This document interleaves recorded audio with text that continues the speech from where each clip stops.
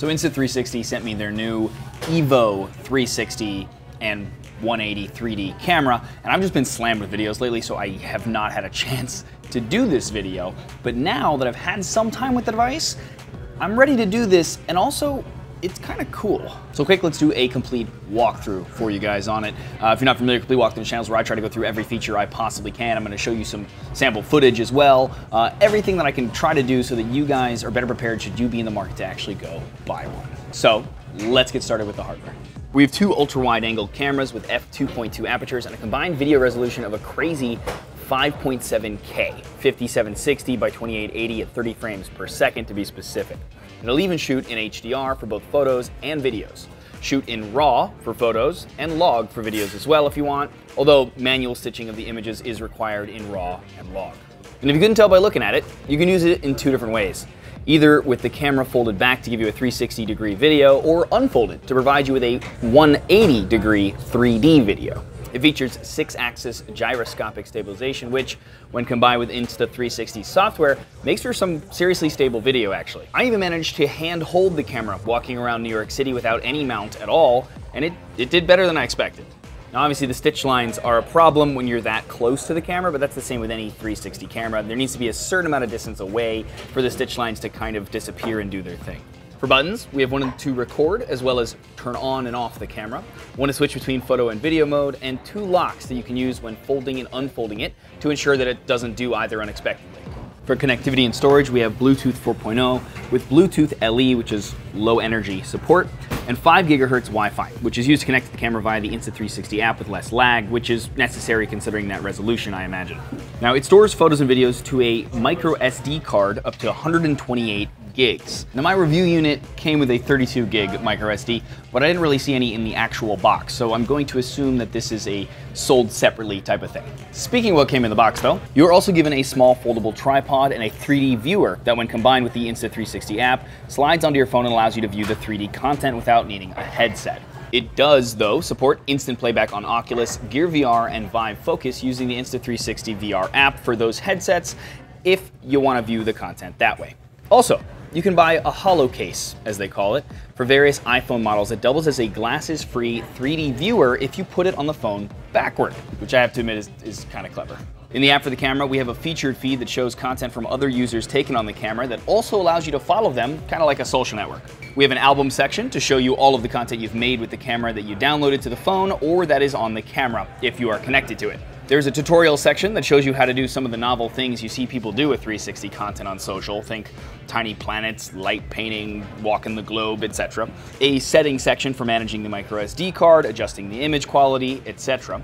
And finally, if you connect to the camera, which you do by turning it on and selecting to connect to it from the app, and it'll do its best to connect to it via Wi-Fi. Honestly, this part has been the biggest pain for me, as it needs to do this basically every time, and it doesn't always work very well. But once it's connected, it does have at least a stable connection then. And once it's connected, you can use the phone as a controller and viewfinder, since there isn't one on the camera itself, with settings for the resolution, ISO, exposure, aperture, etc., as well as turning HDR on and off, and an option for time-lapse. Now, once you capture the content, you can then download it to the phone over Wi-Fi Direct, and then you can use Insta360's pretty clever editing software to manage it. So, firstly, you can choose the format you want to play it back in if you don't want to use 360. We have 9x16 wide, 9x16, 1x1 wide, 1x1, 16x9 wide, 16x9, and 2.35x1.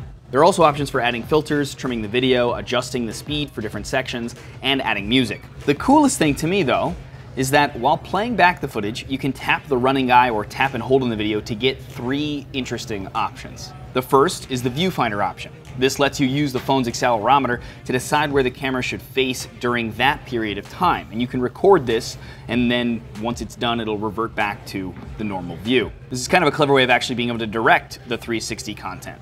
Another way of doing that that's even more clever is pivot points. These allow you to move the view around and tap and hold on any direction and tap pivot point to then have the camera automatically slowly pan to that direction. You can chain these together to direct the viewer to whatever you want throughout the entire video. And finally, we have Smart Track. This feature works like pivot points, except instead of manually setting what you want them to focus on, you can select an object, a person, etc., and it'll track them, and point the view at the object until it is no longer in frame, or you tell it to stop tracking it. Then you can export it to a social service or to the phone's storage as either a 360 video or a fixed frame, which they call it, which is a traditional video that just adjusts the frame they see within the 360 degrees to whatever you decide using those previous features I mentioned. Now personally, I'm not one to create 3D or 360 content that often, so when I was first told about this camera, I was not necessarily that excited, just more curious. But now that I've had a chance to use it, and in particular the software itself makes this really interesting, but I've found a different use for it, and I think it's kind of brilliant. The one thing that intrigues me about 360 content is not necessarily capturing 360 and then playing it back in 360. I think that's novel, and it's fun when you see it on social media for a certain amount of time, but as somebody that wants to really tell a story, as opposed to just transport you somewhere, it's not quite what I want to use it for. So, the thing that intrigues me is that when you record in 360, if the resolution is good enough, and this is debatable if this camera is, but at least it's pretty high, you can actually end up recording all angles at once, and then using like the software from the Insta360 app, I can tell the story in a 2D normal frame, even 16:9 if I want, but choose what directions to look at during different times. In other words, I'm getting all of the camera angles possible without having to move my camera. So that allows me in post-production to maybe something happened behind me while I was skiing. I can focus on that. As opposed to with say a GoPro or a traditional camera, I'm gonna miss it unless I turn to point at it. Now of course this is not gonna replace my normal Sony a7 III that I'm using with my interchangeable lenses and using all of that. But if I was going to actually go outside and do something adventurous or outdoorsy, and I was gonna reach for a GoPro, I might reach for this instead. It has a higher resolution, especially if you now do that 180 degree with the two different cameras. That's 5.7K all facing one direction, or the 5.7K getting the 360. I'm gonna get similar stabilization, which is amazing, and also if I do the 360, have options of angles that I can just choose from when I'm all done. And there you go. Let me know what you guys think in the comments below. We'd love to hear from you. Obviously, this is a different perspective on a 360 camera because, again, I'm more interested in the way it can let me tell a normal frame story as opposed to just delivering 360 content. So, hope you enjoyed it. Again, let me know in the comments below.